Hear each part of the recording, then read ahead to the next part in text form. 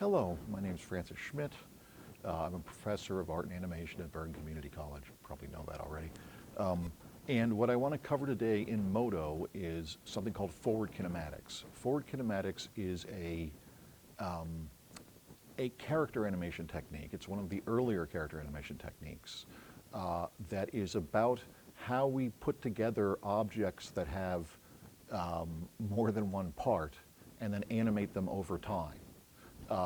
If you think of something like the lamp from the Pixar logo, that's a very good example of something that's made out of separate parts, and then they're using some technique like forward kinematics to make that lamp move around. I want to cover all the steps we need to do that. If you can see here, I have a very simple scene where I have a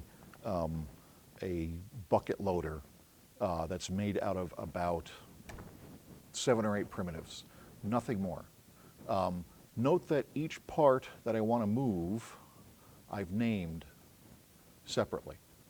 Over here, we should have all of our wheels, right front, right rear, left front, left rear. We have bits of the arm 1, arm 2. We have the bucket, and these are separate items in MODO. When we move to this step of the process, animating, we're going to switch to different windows. In MODO, there's 2 distinct modes of operation. When you're modeling, you're dealing with points, edges, and polygons and moving them around, doing stuff to them. When you're animating, you're dealing with items, and this item list becomes very important. You'll note it's also named fairly well. I changed the names of each of these, which I can do by just right mouse clicking and going to rename, like that if I felt like it, so that I know what everything is, because I'll need that in order to be able to animate. I'm going to go to, is it set up I want? It's probably set up I want. Yeah, I think it's set up I want. This is one of the steps towards forward kinematics, which always requires a distinct series of operations to make happen what I want to have happen. In this case, what I want to have happen is I want this bucket loader to drive up somewhere, do a spin around, and then reach down and grab a rock and fling it. Now, to get there, I have to first figure out the rotation point for each of the parts of this bucket loader, the first thing. Secondly, I have to put them in a hierarchical structure, sometimes called a parent-child relationship, to say what parts move with what other parts. The third part of that is I have to, let me remember my parts now. I move my center points, which we're about to do. I parent everything, and then I animate. So let's try it with 3 parts then. Right now I want to talk about the center points part. If I look at all of this stuff, I can see that actually it has, when I'm in item mode, if I select me some items here, you'll see how they're all starting from 0, 0, 0, roughly. Some of them are not, and actually that should be fixed. I can fix that directly here. This is part of the arm, and I can freeze all those like that. So that all says 0, 0, 0 now, which is good. And we're going to freeze this one, which will also say 0, 0, 0. Good. And this one already says 0, 0, 0 over here. What else do we got here? 0, 0, 0, 0, 0, 0. Not 0, 0, 0. We'll pick these ones and we will freeze them as well. Good. Good. Freeze. Good. Now, what that means is that these objects, if I just select them as items and I rotate them, they're going to rotate from a very weird place, and I don't want that. What I want them to do is rotate from the places I would want them to rotate if I were actually them. An example being my elbow does not rotate from here, it rotates from down here. So I have to go through each of these items and move the center, which is up here. It's another thing we can select. Points, edges, polygons we were modeling. Items, now that we're animating, and also we have something called centers and pivots we might talk about in a bit, but we're going to talk mostly about centers here. Let me start with my wheels, and I'm going to go to a top view like that, and I'm going to pick right front. And I can see I have the center there, and I'm going to translate. When I translate that center, I am not translating the object itself. Let's wireframe that. I am translating where the object rotates from. Let me hit A there, good. And let me hit, that's the one I wanted. So what will happen now, since I've moved that, is that that wheel will rotate from that center point, which is good. Let's check left front. Let's check its center. It's in a little bit of a weird location. Control Z. I moved the thing instead. Let me pick the center point and move where the center rotates from. Let's try right front. And I'm going to go back right here. So we have right front. We have left front. We have right rear. Now, right rear has to move from back here. So I'm going to click that center point. Control Z it. Control Z it. Let me get that center point. When I click on this right, it will become very clear. There's my center point. I'll click on that there, and then I'm going to push this back over to here and pull this over to here. Let me look at these views again. Good. I really want them to be dead center. They'll roll better that way. Though I'm just going to eyeball it for the time being. Let's look at our left front. Hitting the period key on the keypad so I can quickly switch to perspective view. And let's push back this center point. Oh, I moved the wheel again. I'll click on the center, Control Z, let me escape that. Click on my center, and now the center should move. Nope.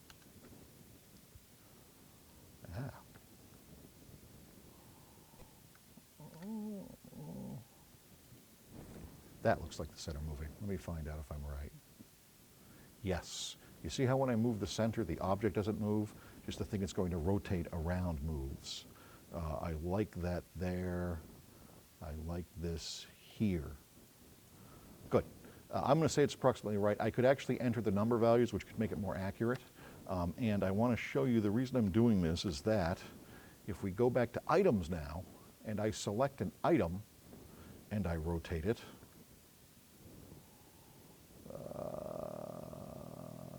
let me make sure that I'm on the right one, right rear. Actually, I'm going to go to Animate quickly. Control Z, wrong one. Let me head back to setup. Oh, I don't want to mess it up after all of this. My item, right front, right rear, rotate, and let me make sure that I have the right action center. There we go.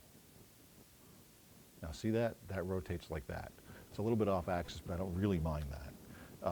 Now I have to do it for the other parts. Let's pick the chassis, and this is probably the thing that's going to control everything. This is the main thing here. I'm going to go back to centers on chassis. I'm going to pick the center of the chassis, and I will probably make the chassis move around here, let's see. And from that front axis, I like that. Good. Now let's look at, what am I calling the big part up top? I think I would call that the cabin. Let me see something here. I may not have broken out my cabin. Aha, I have not broken out my cabin. I need to break out my cabin. I'm going to run into polygon mode. I'm going to select me some of these polys and go like that. I'm going to Control Exit, which gets rid of it, hit N, which will make a new thing, Control V it, which will post it in there, and I'm going to call that cabin. rename cabin. Okay, and now we'll figure out where the cabin rotates from. Let's go back to center mode. We'll pick cabin.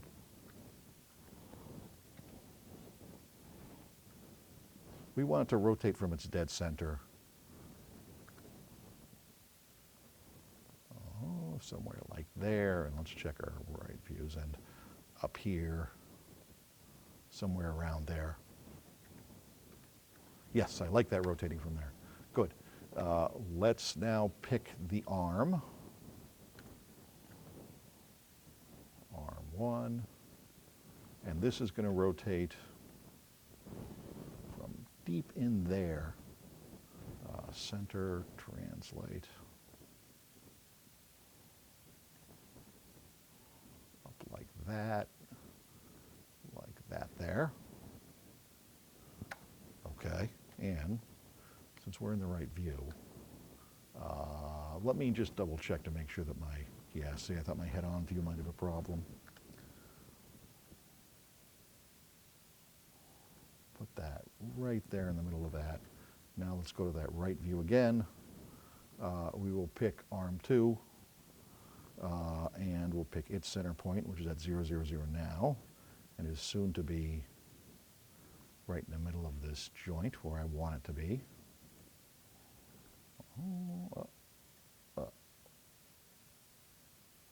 Okay, let's get to a front position here.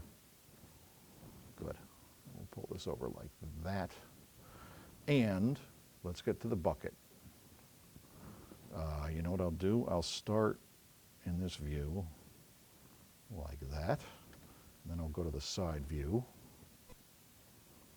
And we'll pull the bucket from right about there. Good. Now this means I have now moved all the center points of all the various parts of this front bucket loader, so I can start parenting them together now. This is the second step.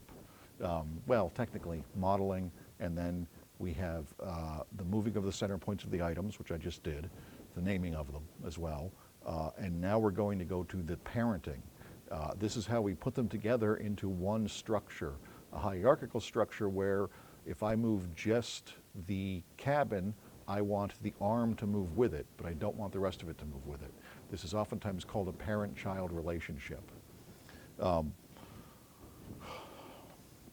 It is, like many things in MODO, exceptionally well done. I know that I want the chassis to be the main body of everything, and I'm going to go back to item mode like this, and I'm going to just select me, an item like that. There's my chassis. I want all of the wheels to be parented to that, so I'm just going to drag and drop them in this list. Right front, under chassis, left front, under chassis, left rear, under chassis, right rear, under chassis. Good. Now what that means is when I double click chassis, it selects all that other stuff underneath it. And if you look here, I can see that I have those 4 wheels underneath the chassis. I also want the cabin underneath the chassis, like that, but then I want the first part of the arm parented to the cabin, which I'll do like that, and I want the second part of the arm parented to the first part of the arm, like that, and then I want the bucket parented to the last part of the arm, like that. So if I double click this now, I select all of this, and I'm going to switch over to the animation window now. This is the animation window, and I have this sidebar open, which I like having opened. It makes my life a little simpler. You can see it has everything selected there, and if I move things now, I want you to see how they move. I'm going to just translate. We'll start there, we'll go maybe a second and a half, and let's translate everything. Control Z. Now let's see what I'm doing incorrect here. Translate everything now. Yes. If I translate everything now, we get this happening, which I like. And I'll rotate around here now, and I'll go up to maybe this point here, and I'll have it end up there. And so you see I have 3 keyframes for this path like that. If I want to, this is a place where I can start to grab those wheels. Should we grab the wheels? We'll grab the wheels. We'll grab our right front and our left front like that. And if I want to rotate those, let's see how those are going to rotate. Control Z. They should rotate from their center point. Oh, you know what? Their positions aren't locked, but I'm not going to worry about that so much right now. Let's work on this guy up here. What we're going to do is when this gets to its landing place, we're going to have it do a 360-degree rotation as if it's in celebration for ending up there. So I'll go to here, let's say, and I will key it again, and then I'll go to here, and I'll have it do a 360. And you see how the arm moves with it?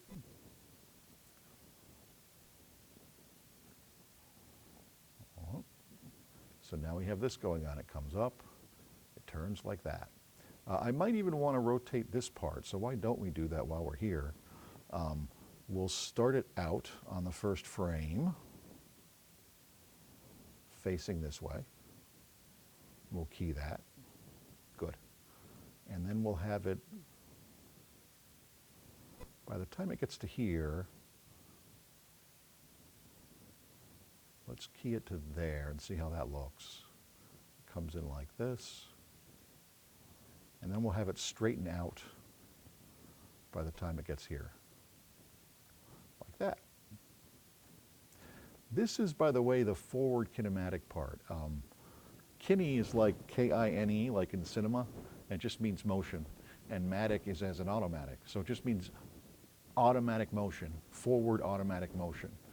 When I have this parented structure and I've moved all my center points, I can then start keyframing like this, and the rest of it follows. That's the forward part. When I animate like this, I think of working from the back of the animation, which is the most basic elements first, forward to the finest elements.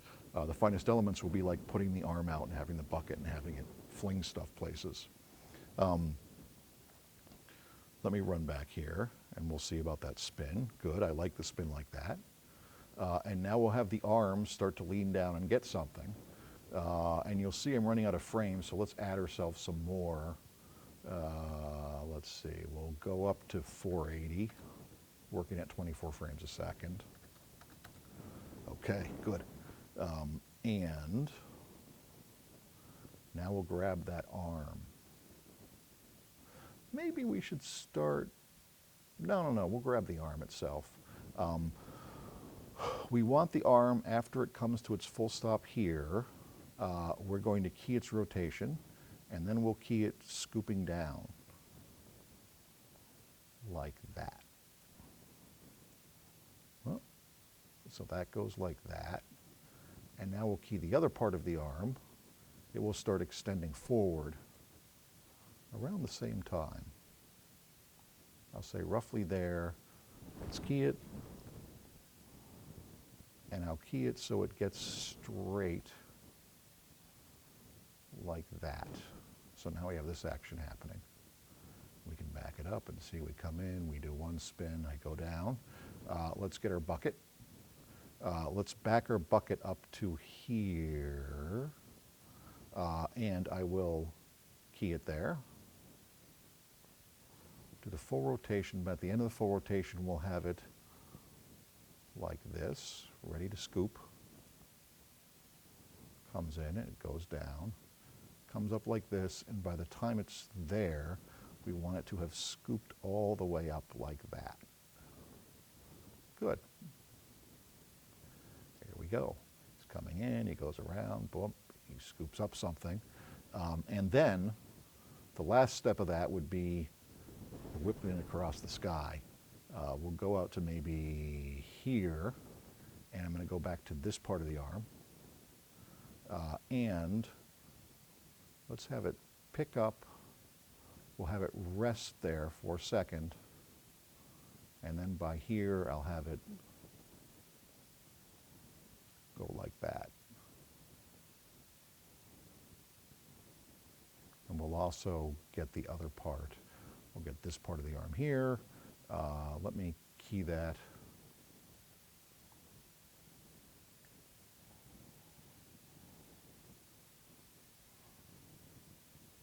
Like that. Okay, now I actually put the thing in. It can be any old thing. In this case, you know what I'll make it? I'll make it a cube. Let's go over here, and we'll go here. We have some basic cube stuff over here, and I have to figure out where it's going to be. Let me head back to animate for a sec. I'm going to roll down to where it ends up. So I probably want my cube to be, and we'll check our side views here.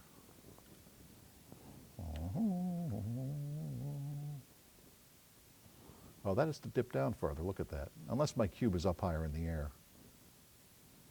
What I'm going to do is I'm going to take this part of the arm here, and we're going to have that dip down further. So right there, I'm going to check the rotations on it. Have it go to there. And that should now go all the way down. Good. So I'm going to put my cube over here.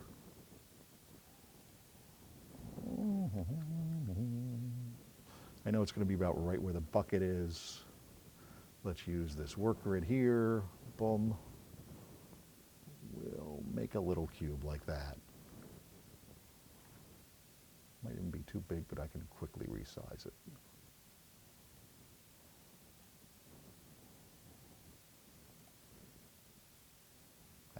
See, I have it in the wrong object. I have to make a new object here. Let's go to polygon mode. We'll select this polygon. We'll select all of it. We'll control exit.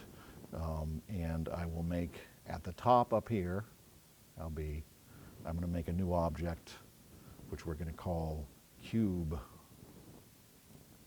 Rename cube. Let's turn off our caps lock there. Okay. Control V, cube, we got cube. Go to item mode. Let's actually go to polygon mode, and we will scale this guy like that, and this is what I'm going to whip across the sky. Let's head back into animation world. We'll get in an overall view of stuff. Let's see where we are here. Okay. Let me make sure I'm in item mode. Item's good. There are other ways I could get there with the key and what have you, but I just want to be certain here. We're going to translate, and I should probably set the center point on that. I will set the center point on that. Let's go to setup. Let's go to centers, and let's click that, and we will, in our proper views here, we'll put that there. We want it to spin from the middle probably. Maybe a little bit from the bottom because it might give us an interesting effect. Good. And now we can go back to items. We can head back to animate.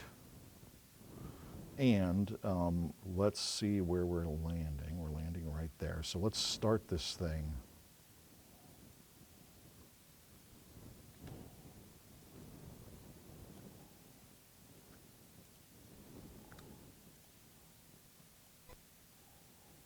Why is my translate in the wrong place? Translate, goddammit. I don't like that that's there, but I'll live with it for the time being. I probably put something in the wrong place. And, you know, I shouldn't live with it. There are some things you can live with and some things you cannot live with, and I don't think I should live with that, frankly. You notice it's not parented, which is fine. We might talk about times later when we were parented. Oh, that's probably why I have to zero it out. But let's do this. I'm just going to keyframe it. I'm going to keyframe it right there. And let's go to a side view. Good, because this is where we're going to whip the thing. So now let's translate that guy.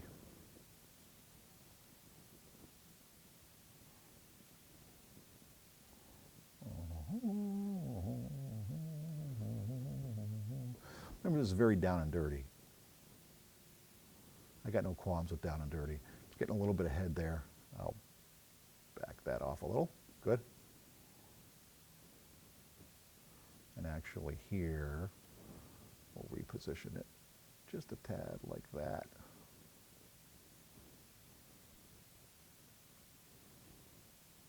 Let's see about there. Let's get it over to here roughly, and I should see where we are in this way here.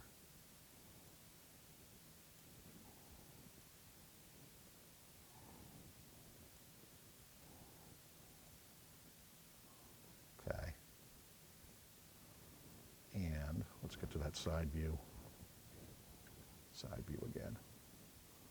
Good. We're here. I'm going to have it, by this point, be out here. Let's see if that works. Yes. And now we'll have it just head off for the clouds. Wham. Okay. Let's take a look and see if that animation actually sells. We'll go here. We'll deselect this, so we're just kind of looking at the loose thing doing its stuff. Let's see what all the action's taking place in. I'm going to get over here for camera view, and we'll hit play. Drives on up, does a spin, scoops that up, whips it across the sky, sort of, right? Forward kinematics. What do you think? Give it a shot. Try it on your own.